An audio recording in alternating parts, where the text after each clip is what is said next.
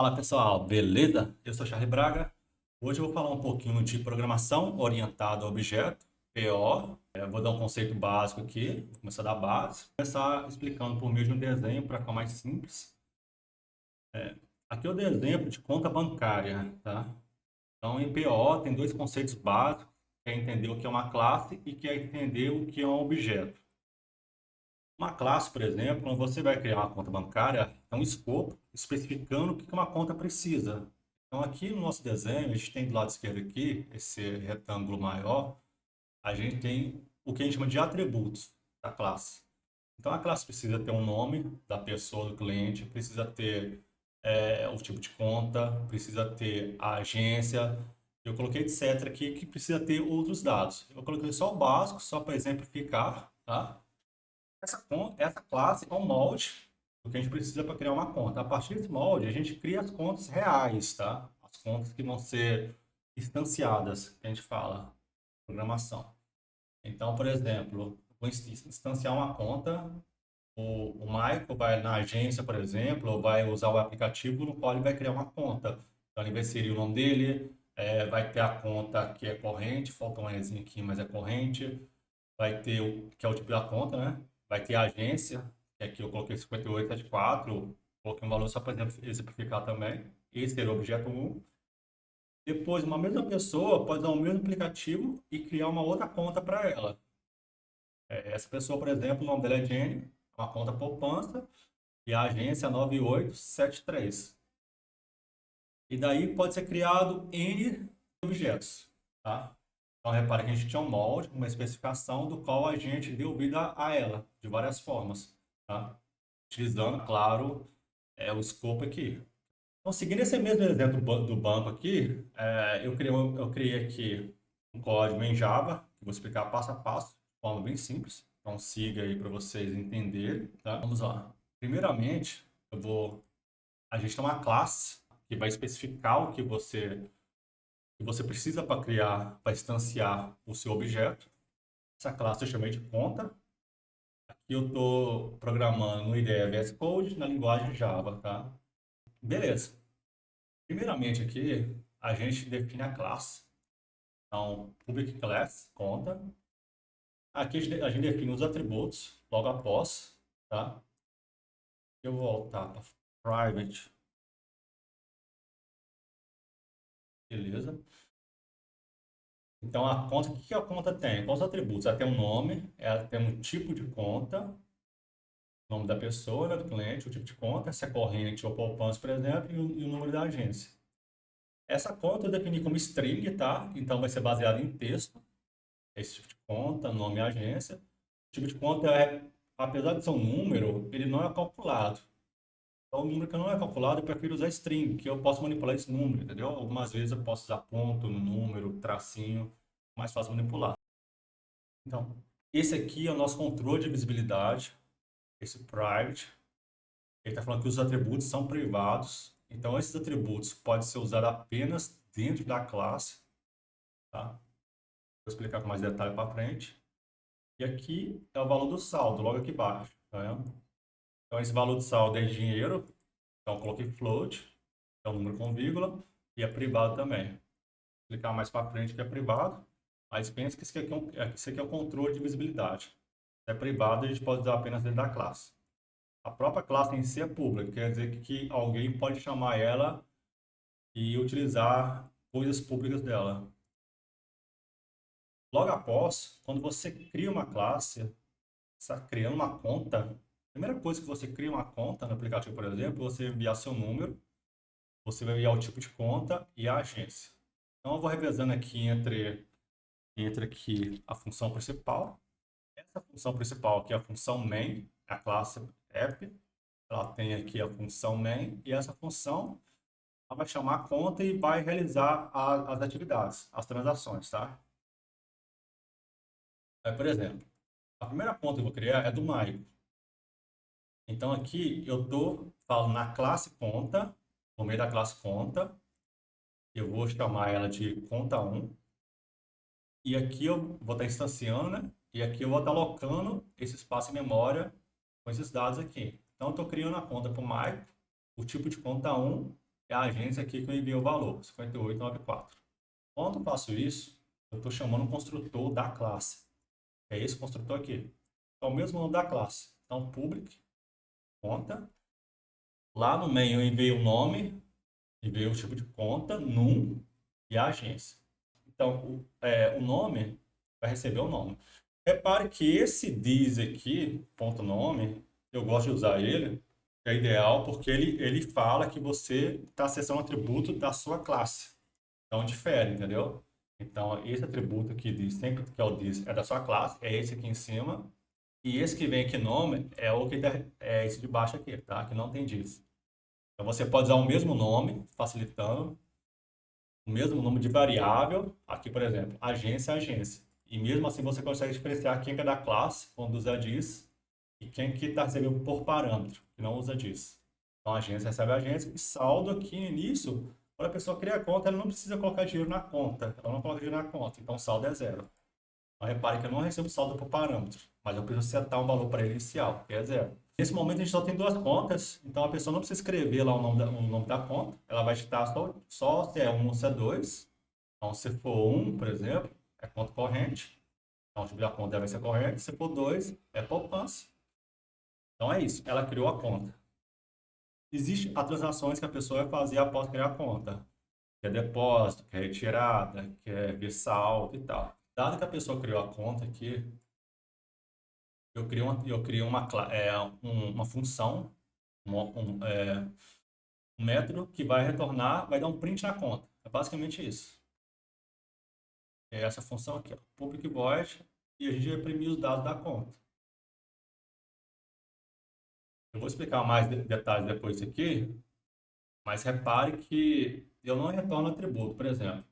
Nesse print aqui, eu retorno o nome da pessoa. Repare que eu não retorno um atributo. Poderia retornar this.nome, mas por que eu retorno uma função? Porque sempre que eu vou expor dados, atributos de uma classe externamente, é preferível que você use um método, uma função. Porque caso precisar tratar esse dado antes de expor para o cliente, a função já faz isso, entendeu? O print conta não precisa preocupar em tratar isso. Ele apenas chama essa função e essa função que é responsável por tratar. Então é boa prática você sempre utilizar uma função. Tá?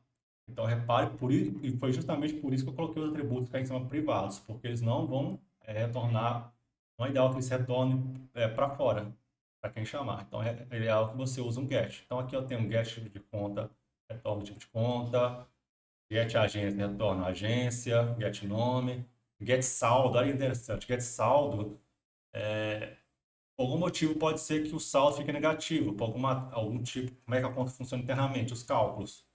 Mas se for maior que zero, maior ou igual a zero, vai retornar o saldo. Se caso tiver um valor negativo, retorna o zero. Então, por isso que é interessante você usar sempre um método. E outra coisa, você retornar saldo direto é ruim por outros motivos. Supondo que você está retornando saldo em vários locais que você está utilizando esse saldo. E algum dia muda agora a forma de tratar esse saldo. Você teria que mudar em vários locais. Se você estiver usando a função para retornar isso, você precisa modificar apenas em um local, que é a própria função. Então, isso é uma boa prática. Aqui já tem um print, tá? Então, quando a pessoa cria conta e dá um print aqui, eu vou dar até um espaço. Então, que é esse ponto aqui. Então, o Michael foi criada a conta dele, o tipo de conta é corrente e a agência é essa. O Michael fez o depósito aqui de mil reais, tá? Então, repare que quando então, por isso que é PO, Programação Orientada a Objeto. Repare que é tudo orientado a objeto. Tá vendo como é código, função orientada a objeto? Sempre objeto, ponto, função, tá vendo? Então, por isso que é programação orientada a objeto. Diferente de procedural. Igual C, por exemplo. Igual orientada a funções e tal. Aqui não. Aqui tudo é baseado em um objeto. Então, beleza. O Mike depositou R$ 1.000, né? Então, essa conta deposita. Eu vou mostrando passo a passo aqui. Não tem problema. Então, o depósito é uma conta pública, qualquer um lá fora pode acessar. Eu vou retornar um booleano para ver se a transação foi feita corretamente, vai retornar um true, do contrário, retorna um false. Eu já vi casos que ele imprime nessa função, por exemplo, se deu certo, ele imprime, deu certo, se deu errado, deu errado. Mas isso não é interessante para a função, porque qual é o nome da função?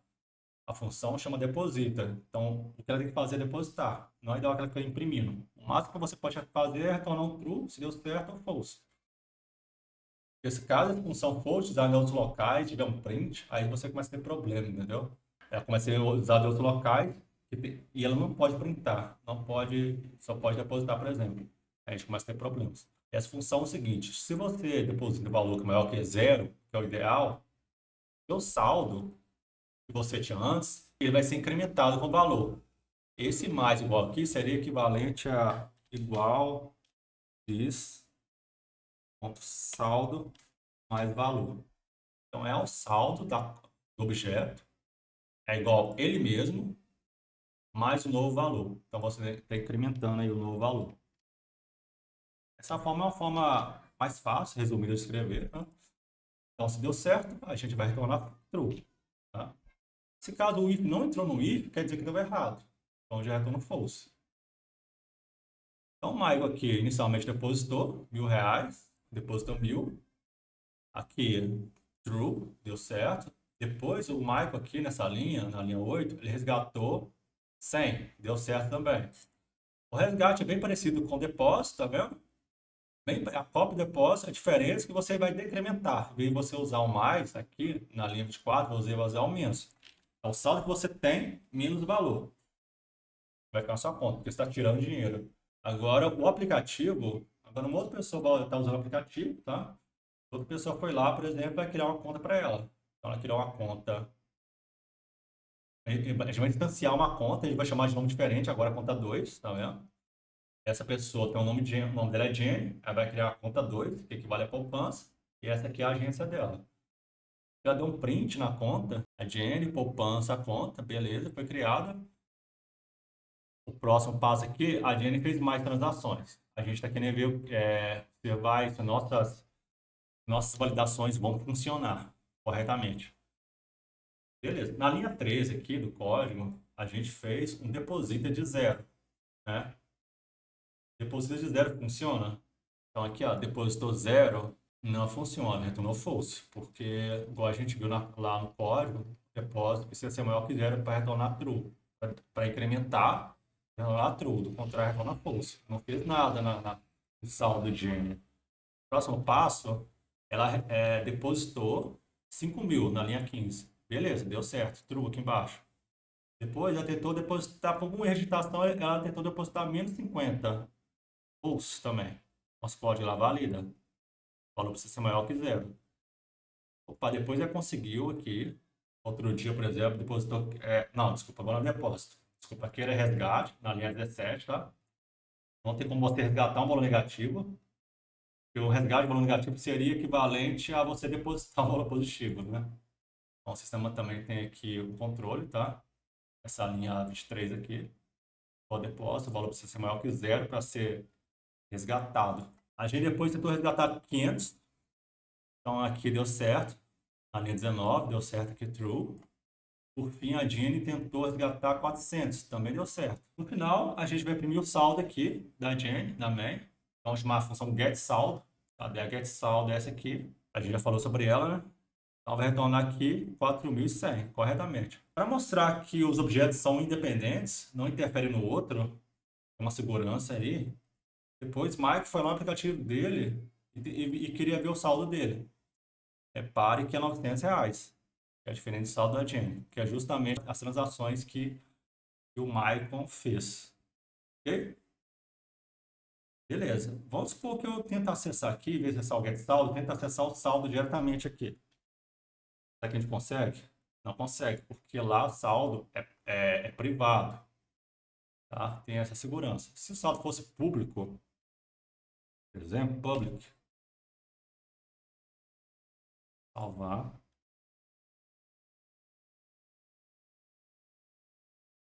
Olha, apareceu o saldo aqui. Então a gente consegue, viu? Apareceu o saldo e a gente conseguiu imprimir, porque a gente colocou público. Mas o ideal mesmo, voltando aqui, é que clique privado. Pessoal, eu acho que é isso que eu queria falar. Queria mostrar o básico aqui de programação orientada a objeto. Se vocês têm dúvida, pode deixar um comentário aí. Se inscreva no canal também. Compartilhe o vídeo, por favor. Eu vou seguir aqui postando mais vídeos. Esse canal vai caminhar mais de programação e ciência de dados, inteligência artificial. Se vocês querem ver algo sobre outra linguagem também, sobre, por exemplo, C, C++, para entender estrutura de dados, Python, para entender, por exemplo, ciência de dados, é só deixar no comentário. Então é isso, um abraço, obrigado.